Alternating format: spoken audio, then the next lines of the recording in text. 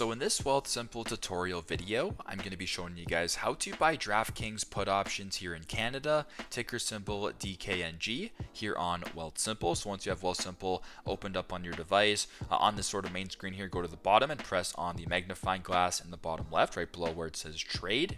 Go to the top bar right here, right below discover, where it says search, press on the search bar, and then type in DKNG for DraftKings. Press on where it says DKNG options right here on the NASDAQ, DraftKings Incorporated. Go to the bottom, press on buy, and then press on options. Now, if you wish to buy some DraftKings put options, it's super simple at the top. Go to where it says, I believe that DKNG will rise by. Go ahead and press on where it says rise. Then go to the bottom and press on put option.